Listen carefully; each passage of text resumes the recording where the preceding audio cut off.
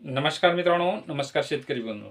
तर मित्रांनो, शेतकऱ्यांसाठी महत्त्वाचा अपडेट आणि जन्य परिस्थिती निर्माण झालेली होती. खरीप हंगाम 2023 या हंगामामध्ये दुष्काळजन्य परिस्थिती निर्माण झाल्यानंतर शेतकऱ्यांना आतुरता लागलेली होती. दुष्काळ जाहीर होणार की नाही. अशा परिस्थितीमध्ये 31 ऑक्टोबर 2023 रोजी एक मंत्रिमंडळाची बैठक घेण्यात आलेली आहे. या मंत्रिमंडळाच्या बैठकीमध्ये दुष्काळ जाहीर करण्यात आलेला आहे. 43 तालुक्यांना हा दुष्काळ जाहीर करण्यात आलेला आहे. त्यामध्ये 15 जिल्ह्यांचा समावेश करण्यात आलेला आहे. त्यामध्ये 15 जिल्ह्यातील 24 तालुक्यांना गंभीर स्वरूपाचा तर 16 तालुक्यांना हा मध्यम स्वरूपाचा दुष्काळ जाहीर करण्यात आलेला आहे. अशा एकूण 43 तालुक्यांना हा दुष्काळ जाहीर करण्यात आलेला आहे. अशा महत्त्वाची जी मदत झालेली आहे त्यामध्ये शेतकऱ्यांसाठी महत्त्वाचा निर्णय घेण्यात आलेला आहे. त्याबद्दलचा एक सविस्तर GR निर्गमित करण्यात आलेला आहे. शासन निर्णय निर्गमित करण्यात आलेले आहेत. त्याबद्दल सविस्तर जाणून घेण्याचा प्रयत्न करणार आहोत. तर मित्रांनो, जे काही जिल्हे राहिलेले आहेत त्यांना त्यांच्यावर अन्याय झालेला आहे असं कुठंतरी मनाला वाटत आहे. तर मित्रांनो, त्याबद्दल असो जे काही परिस्थिती आहे ते त्यानंतर निर्णय घेतील न घेतील ते बाजूला ठेवून जे काही शासन निर्णय निर्गमित करण्यात आलेले आहे, ज्या मंत्रिमंडळामध्ये जे काही निर्णय घेण्यात आलेले आहे, शासन निर्णयामध्ये जे काही कोणत्या तालुक्यांचा व कोणत्या जिल्ह्यांचा समावेश यामध्ये करण्यात आलेला आहे त्याबद्दल सविस्तर जाणून घेण्याचा प्रयत्न करूयात.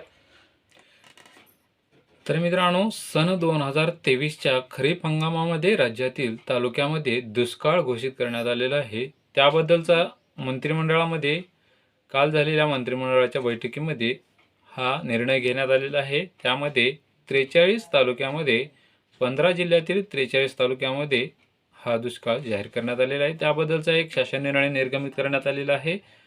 त्यामध्ये सविस्तर पाहूयात शासन निर्णयामध्ये काय दिलेले आहे. त्याबद्दलचा शासन निर्णय 31 ऑक्टोबर 2023 रोजी हा शासन निर्णय निर्गमित करण्यात आलेला आहे. त्याबद्दल थोडक्यात जाणून घेण्याचा प्रयत्न करूयात. दुष्काळ व्यवस्थापन संहिता 2016 नुसार परिस्थितीमध्ये जे शासन निर्णयामध्ये 1 व 2 अन्वये जे काही नियम अटी लावण्यात आलेले आहेत त्यामध्ये खरीप हंगाम 2023च्या हंगामातील परिस्थितीच्या आधारे राज्यातील 43 तालुक्यामध्ये दुष्काळाची दुसरी कळ लागू झाली. दुष्काळाची दुसरी कळ लागू झालेल्या 43 तालुक्यापैकी उल्हासनगर या तालुक्यात पेरणीचे क्षेत्र निरंक असल्याने सदर तालुक्यात दुष्काळ घोषित करण्याचा प्रश्न उद्भवत नाही. उर्वरित 42 तालुक्यामध्ये प्रत्यक्ष पिकांचे नुकसानीचे सर्वेक्षण करण्यात आले असून त्या आधारे राज्यस्तरीय दुष्काळ देखरेख समितीकडून प्राप्त झालेल्या प्रस्तावानुसार राज्यातील तालुक्यामध्ये दुष्काळ घोषित करण्याची बाब शासनाच्या विचाराधीन होती. त्यामध्ये शासन निर्णयामध्ये साधारणली राज्यातील तालुक्यामध्ये जून ते सप्टेंबर या कालावधीमध्ये पर्जन्याची तूट, उपलब्ध असलेल्या भूजलांची कमतरता, दूरसंवेदन विषयक निकष, वनस्पतीचे निर्देशांक, मृदू आर्द्रता, पेरणीखालील क्षेत्र व पिकांची स्थिती या सर्व घटकांचा एकत्रित विचार करून या घटकांची प्रभावित झालेल्या तालुक्यामध्ये आपत्तीची शक्यता विचारात घेऊन राज्य शासनाकडून या शासन निर्णयासोबतच परिशिष्ट अ मध्ये दुष्काळ दर्शविल्याप्रमाणे 15 जिल्ह्यातील 24 तालुक्यामध्ये गंभीर तर 16 तालुक्यामध्ये मध्यम स्वरूपाचा दुष्काळ जाहीर करण्यात आलेला आहे. त्यामध्ये घोषित करण्यात आलेल्या या 40 तालुक्यामध्ये खालील सवलती लागू करण्यात आलेल्या आहेत. त्यामध्ये शासनाची मान्यता देण्यात आलेली आहे. त्यामध्ये 1 नंबरमध्ये जमीन महसुलात सूट, पीक कर्जांचे पुनर्गठन, शेतीशी निगडित कर्जांच्या वसुलींची स्थगिती, कृषी पंपांच्या चालू बिलांचे 33.5% सूट, शालेय विद्यालयातील विद्यार्थ्यांच्या परीक्षा शुल्कात माफी. त्याचबरोबर जे रोजगार हमी योजना या योजनेअंतर्गत कामाच्या निकषात काही प्रमाणात शिथिलता, त्याचबरोबर पिण्याच्या पाणी पुरवण्यासाठी टँकर्सचा वापर, टंचाई जाहीर झालेल्या गावात शेतीच्या शेतीपंपांची वीज जोडणी व खंडित न करणे इत्यादी प्रकारचे ज्या सूट मान्यता देण्यात आलेल्या आहे त्यामध्ये हे निकष लागू करण्यात आलेले आहेत. तालुक्यातील खातेदारांना कृषी विषयक मदतीसाठी निविष्ठ अनुदान अनुदेय राहील. सदर निविष्ठ अनुदान हे कोरडवाहू पीक उत्पादित झालेल्या व 33% पेक्षा जास्त नुकसान झालेल्या खातेदारांना अनुदेय राहील. तर मित्रांनो, सदर मदतीची वाटप 2023च्या खरीप हंगामामध्ये सातबारामधील पिकांच्या नोंदीच्या आधारे करण्यात यावे. त्याचबरोबर हंगामातील अंतिम पैसेवारी करण्यात आलेल्या पीक कापणी प्रयोगांती झालेल्या पीक निहाय पैसेवारी आधार कोरडवाहू पिकांचे 33% नुकसान करण्यात यावे. पीक प्रमुख नसलेल्या व पीक कापणी प्रयोग न केलेल्या कोरडवाहू पिकांना सुद्धा मदत अनुदेय राहील. त्याचबरोबर बहुवार्षिक फळपिके, बागायत पिके यांचे 33% पेक्षा जास्त नुकसान झाल्यास शहानिशा करून शेतीचे पंचनामे करण्यात यावेत. त्याचबरोबर बहुवार्षिक फळपिके, बागायत पिकांचे नुकसान ठरविण्याचा निकष सातबारामधील पिकांचे जे नोंदी आहेत त्याचबरोबर नुकसानाची तीव्रता लक्षात घेता असे पंचनामा करून त्यांना सुद्धा मदत देण्याचे ठरवण्यात आलेले आहे. तर मित्रांनो, दुष्काळ घोषित केलेल्या जिल्हे आहेत त्यांना हे सर्व नियम अटी लागू राहणार आहेत. तर मित्रांनो, कोणत्या जिल्ह्यातील कोणत्या तालुक्यांचा समावेश यामध्ये करण्यात आलेला आहे त्याबद्दल थोडक्यात जाणून घेण्याचा प्रयत्न करणार आहोत. 15 जिल्ह्यातील जे काही तालुके आहेत ते थोडक्यात जाणून घेण्याचा प्रयत्न करणार आहोत. शासन निर्णयामध्ये जे काही परिशिष्टामध्ये देण्यात आलेली सन 2023 खरीप हंगामातील दुष्काळग्रस्त तालुक्यांची यादी, त्यामध्ये कोणत्या तालुक्यांना गंभीर दुष्काळ जाहीर करण्यात आलेला आहे आणि कोणत्या तालुक्यांना मध्यम स्वरूपाचा दुष्काळ जाहीर करण्यात आलेला आहे त्याबद्दल सविस्तर जाणून घेण्याचा प्रयत्न करूयात.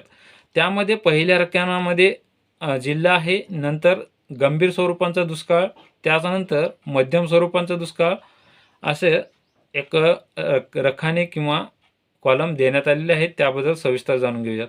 तर मित्रांनो, नंदुरबार जिल्ह्यामध्ये एक नंदुरबार तालुका आहे, त्यामध्ये गंभीर स्वरूपाचा दुष्काळ जाहीर करण्यात आलेला आहे. त्यानंतर धुळे जिल्ह्यामध्ये सिंदखेड राजा मध्यम स्वरूपाचा दुष्काळ जाहीर करण्यात आलेला आहे.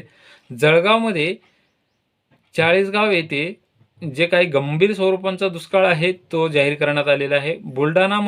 बुलढाणा हा तालुका, त्याचबरोबर लोणार हा तालुका, मध्यम स्वरूपाच्या 2 तालुकांना मध्यम स्वरूपाचा दुष्काळ जाहीर करण्यात आलेला आहे. त्यामध्ये जालना जिल्ह्याचा समावेश करण्यात आलेला आहे. त्यामध्ये 5 जिल्ह्यांचा समावेश करण्यात आलेला आहे. त्यामध्ये भोकरदन, जालना, बदनापूर, अंबड, मंठा यामध्ये गंभीर स्वरूपाचा दुष्काळ या 5 तालुक्यांना करण्यात आलेला आहे जालना जिल्ह्यातील.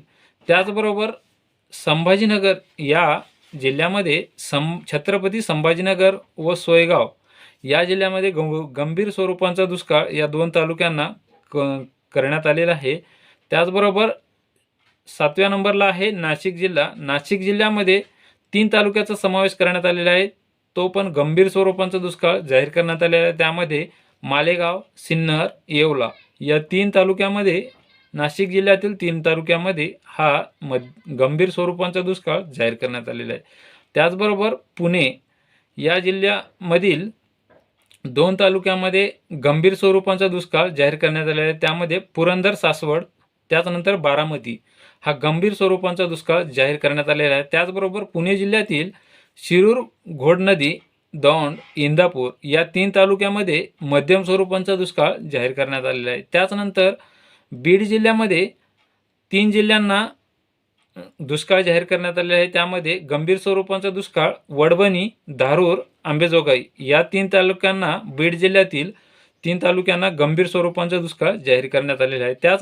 त्याचनंतर लातूरमध्ये रेणापूर हा एकच तालुका घेण्यात आलेला आहे, तो पण गंभीर स्वरूपाचा दुष्काळ रेणापूर या तालुक्यांना देण्यात आलेला आहे. त्यानंतर धाराशिवमध्ये 2 ते 3 तालुक्यांचा समावेश करण्यात आलेला आहे.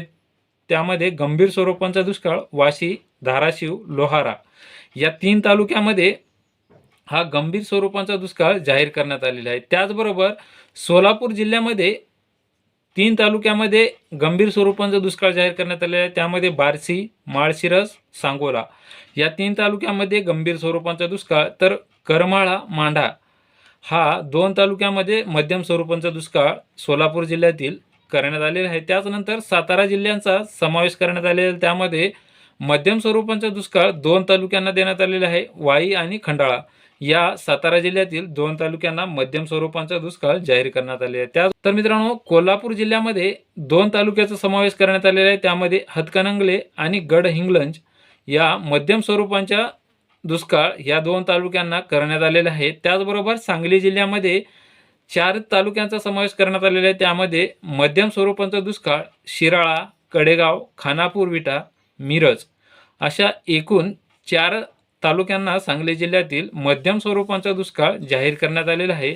त्याचबरोबर एकूण 15 जिल्ह्यामध्ये गंभीर स्वरूपाचा दुष्काळ 24 तालुक्यांना, तर मध्यम स्वरूपाचा दुष्काळ 16 तालुक्यांना, असे एकूण 43 तालुक्यांना हा दुष्काळ जाहीर करण्यात. तर मित्रांनो, ही होती दुष्काळजन्य परिस्थितीमध्ये 15 जिल्ह्यातील गंभीर स्वरूपाचा दुष्काळ व 14 तालुक्यांना मध्यम स्वरूपाचा दुष्काळ, एकूण 43 ते 42 तालुक्यांना हा दुष्काळ जाहीर करण्यात आला. मित्रांनो, ही माहिती तुम्हाला अवश्य उपयोगी पडेल ही आशा करतो. तत्पूर्वी तुम्ही या चॅनलवरती नवीन असाल तर या चॅनलला लाईक करा, सबस्क्राईब करा व बेल आयकॉनची घंटी दाबून वेळोवेळी येणाऱ्या अशाच नवीन व्हिडिओची माहिती मिळवत राहा. पुन्हा भेटूयात अशाच नवीन माहिती. तोपर्यंत